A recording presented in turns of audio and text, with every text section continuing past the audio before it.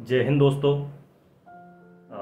आप सभी का स्वागत है gonara.com में। मेरा नाम दिलीप कुमार त्रिपाठी है और आज आपके सामने मैं एक नई जानकारी लेकर आया हूं। आप सभी को पता होगा कि हमारे देश के जो वर्तमान राष्ट्रपति श्री रामनाथ कोविंद जी हैं, उनका कार्यकाल 24 जुलाई को समाप्त हो रहा है और जो हमारी राष्ट्रपति चुनाव की प्रक्रिया है उसके अंतर्गत हमें राष्ट्रपति जो वर्तमान राष्ट्रपति है उनका कार्यकाल पूरा होने से पहले ही चुनाव कराने होते हैं राष्ट्रपति के।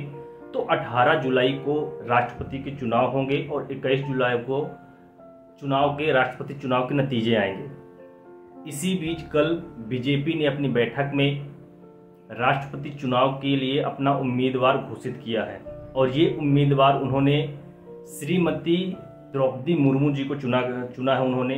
तो द्रौपदी मुर्मू जी एक आदिवासी हैं और कैसे वो आदिवासी परिवार से, गरीब परिवार से आज राष्ट्रपति बनने तक का जो उनका सफ़र है या फिर राष्ट्रपति बनने जा रही हैं। अब आप बोल रहे होंगे कि मैं बोल रहा हूँ राष्ट्रपति बनने जा रही हैं, अभी चुनाव तो हुए नहीं हैं।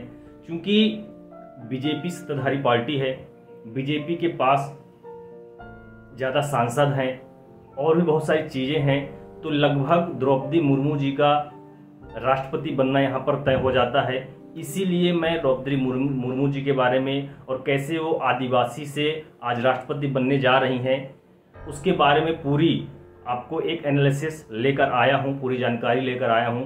तो वीडियो में लास्ट तक बने रहें ताकि आपको इस विषय में पूरी जानकारी मिल पाए। तो अभी चुनाव नहीं हुए हैं फिर भी उनको इतनी सारी बधाइयाँ क्यों मिल रही हैं, क्यों ये लोग उनके बारे में सर्च कर रहे हैं और जानना चाहते हैं जबकि राष्ट्रपति नहीं बनी है। तो मैं उसका रीज़न आपको तर्क बताता हूँ कि ऐसा क्यों हो रहा है। क्योंकि जो हमारी राष्ट्रपति चुनाव की प्रक्रिया है उसके बारे में थोड़ा मैं आपको बताता हूँ, कैसे उनका लगभग राष्ट्रपति बनना तय है और क्यों हम उनको अगला राष्ट्रपति के रूप में देख सकते हैं और उनके व्यक्तित्व के बारे में और उनके जीवन के बारे में थोड़ी हम चर्चा आगे करेंगे।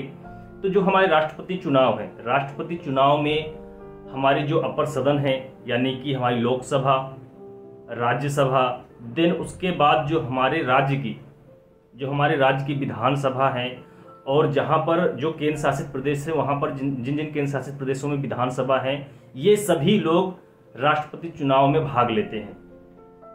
यानी कि केंद्र और राज्य दोनों ही बराबर भागीदारी लेते हैं राष्ट्रपति के चुनाव में, दोनों बराबर चुनाव में प्रक्रिया में भाग लेते हैं। कि कैसे क्या इसमें पूरी प्रोसेस होती है मैं उसके बारे में बताता हूं। जो हमारे अभी वर्तमान की बात किया जाए तो 667 सांसद जो हैं वोट देने वाले हैं राष्ट्रपति चुनाव में और 4033 नंबर विधायक जो है वोट देने वाले हैं राष्ट्रपति चुनाव में। अब आप बोलोगे कि सर विधायक तो बहुत ज़्यादा है और सांसद काफ़ी कम है, तो यहाँ पर विधायक का ज़्यादा रोल होता होगा। नहीं, ऐसा नहीं है। क्योंकि कोई भी विधायक जो भी सांसद होता है उसकी जो सीट होती है और जो उसका एरिया होता है वहाँ से उसको वोट की उसकी ताकत होती है, वहाँ से गिना जाता है। जैसे यूपी में जो सांसद हैं या यूपी में जो विधायक है वो एक बहुत बड़ी जनसंख्या का प्रतिनिधित्व करते हैं, तो उनका जो वोट है वो ज़्यादा मायने रखता है और उनके जो अंक होते हैं वो ज़्यादा होते हैं। अब चूंकि बीजेपी के पास यहाँ पर ऐसे किया जाता है कि जो विधायक हैं उनकी जो संख्या है, उनकी जो वोटों की संख्या है और यहाँ पर जो सांसद उनकी वोटों की संख्या है, ऐसा फार्मूला बनाया गया है अपनी सांसद में, अपनी संविधान में कि दोनों को बराबर किया जाता है। यानी कि ये 767 और ये 4033 लगभग बराबर होते हैं। तो चलिए द्रौपदी मुर्मू जी के जीवन परिचय में एक नजर डालते हैं। द्रौपदी मुर्मू उड़ीसा के पूर्व मंत्री दिवंगत विरंची नारायण टुडू की बेटी हैं।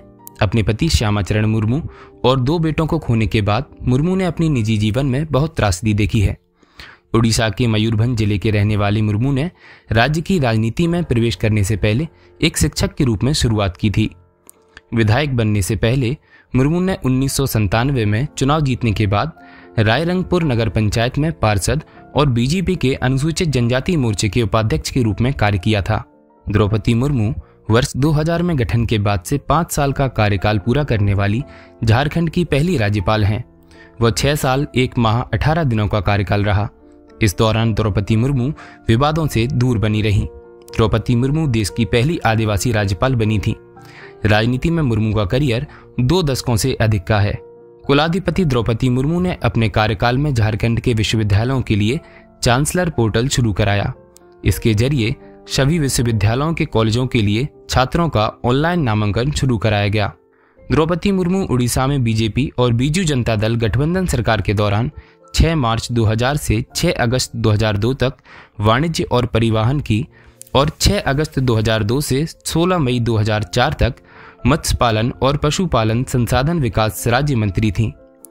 वह मयूरभंज 2000 और 2009 के रायगंजपुर से भाजपा के टिकट पर 2 बार विधायक रह चुकी हैं। द्रौपदी मुर्मू को उड़ीसा विधानसभा द्वारा वर्ष के सर्वश्रेष्ठ विधायक के पुरस्कार से सम्मानित किया गया था। एक बार निर्वाचित होने के बाद वह भारत की पहली आदिवासी राष्ट्रपति और दूसरी बार महिला राष्ट्रपति होंगी। वह उड़ीसा से पहली राष्ट्रपति पद की उम्मीदवार हैं और निर्वाचित होने के बाद उड़ीसा राज्य से देश की पहली राष्ट्रपति बनेंगी। वहीं राष्ट्रपति पद के लिए उम्मीदवार बनाए जाने पर द्रौपदी मुर्मू ने आश्चर्य व्यक्त किया है। उन्होंने कहा है कि टीवी पर नाम सुनकर उन्हें आश्चर्य के साथ खुशी भी हुई। उन्होंने कहा कि एक जनजातीय महिला को राष्ट्रपति पद के उम्मीदवार के रूप में घोषित कर बीजेपी ने अपनी नीति स्पष्ट कर दी है। बीजेपी सबका साथ सबका विकास की नीति में विश्वास करती है। उन्होंने कहा कि 2021 के बाद से वह राजनीति के कार्यक्रमों से दूर हैं। उन्होंने कहा कि राष्ट्रपति पद की उम्मीदवार होने के कारण सभी के सहयोग की कामना करती हूं और उन्हें विश्वास है कि उन्हें आवश्यक सहयोग प्राप्त होगा।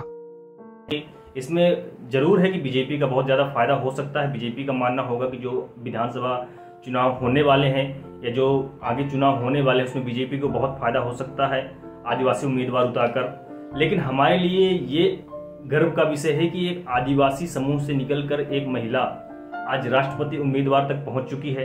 तो आप सभी लोग इस विषय के बारे में क्या सोचते हैं, आपकी क्या राय है, आप नीचे कमेंट में मुझे जरूर बताएं।